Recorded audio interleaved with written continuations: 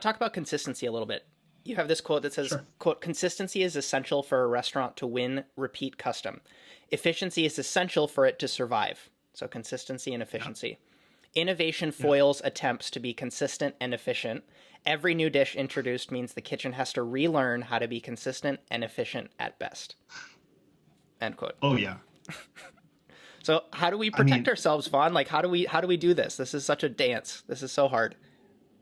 it is such a dance. I think it's going to be a bit of a weird statement to make for someone who thinks about this a lot, but I actually think that most restaurants should not be mostly about innovation.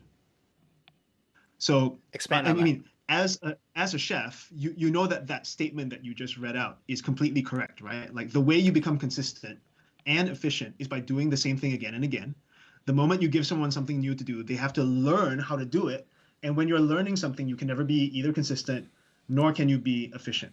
So I think where we are, not necessarily today, but where we were just before the pandemic hit, was we were at this time in fine dining, at least, and even beyond that, where it almost was impossible to be seen as an ambitious restaurant if you were not coming up with a new dish like every week or something, right? Mm-hmm. And I think what that did was it created a lot of restaurants that are just not very, they're neither consistent nor efficient. And so they didn't make very much money because they were constantly trying to like do something brand new. It's not just restaurants. I think you see the same thing happening in a lot of industries as well. Like fashion is one of them. Music to some extent is one of them. Newspapers and media also one of them.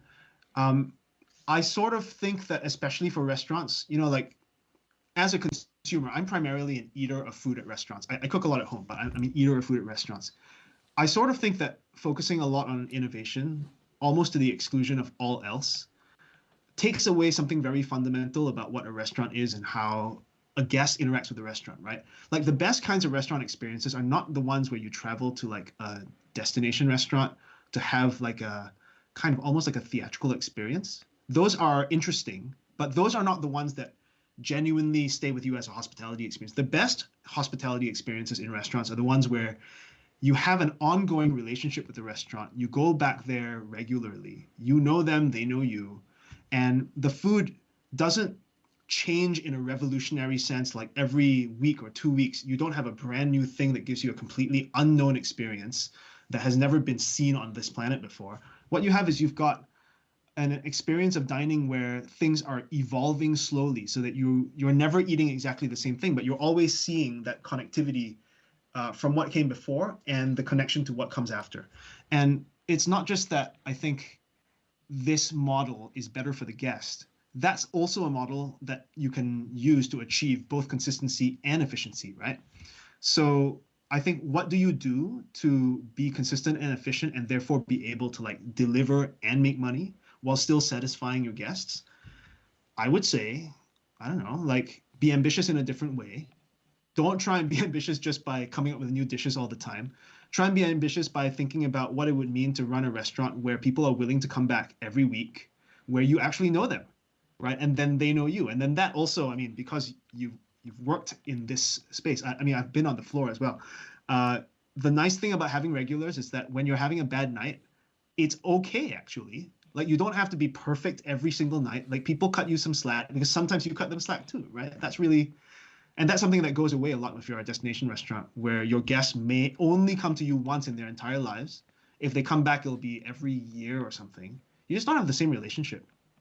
My friend Max calls this guest driven concepts versus chef driven concepts. And everybody thinks that, oh, in order to be have a competitive advantage or kind of like, be the Yeah. hot place in town that has, this um, individual creative force in the restaurant that makes us stand out from everybody else, we have to be a chef driven restaurant. It has to be all about like how we're kind of like you're saying, constantly changing the menu all the time. But I think Yeah. what I'm hearing you say is that there's like almost this, it's the balance on the other side of the scale that makes you more grounded when you're thinking about like Yeah. how can I make this a consistent guest experience and a consistent working environment for my staff that ultimately becomes more efficient. And then that might also be a road to profitability again to the people who are thinking Yes. about kind of like, oh man, this is exhausting having to change the menu every week, Yeah. For sure. It's exhausting. And I think in the end, it's also not very enjoyable because You know, you need a balance between learning new stuff, which is fun, and being able to do stuff well, which is satisfying, right? Like the two of them need to go together. And I just wanted to say one thing about about guest driven versus chef driven. I don't think that they're mutually exclusive. Sure. Like you should definitely have guest driven restaurants that are also chef driven. Like there's Yep. I'm definitely not proposing that you have a guest driven restaurant where the food is indistinguishable from any other restaurant. In fact, my favorite restaurants are, I mean, in this framing, my favorite restaurants are definitely guest driven, but you can definitely go there and the chef has a really distinct point of view that is implemented in the food. And we go back both for the experience of being there and for the food that you get when you are there. And it's both at the same time. The best restaurants are both guest and chef driven, not one or the other, I think. The analogy that will hopefully speak to the chefs that are listening is when you do a presentation where the guest has to interact with the presentation, you're asking them to build something, you're asking them to season something. Yeah. Giving them free reign and all the mise en place in the world and all the garnishes and unlimited quantities is the worst way to do it. And from my experience, the best way to do that is give them a little bowl with the exact amount of emulsion that they need and the exact amount of herb garnish and the exact amount of whatever. Have them have fun putting everything together and mixing it, and it's seasoned in the way that is, again, chef-driven. It's a guest-driven presentation, chef-driven kind of like seasoning and like relying on that expertise. That at least that's how I think about it.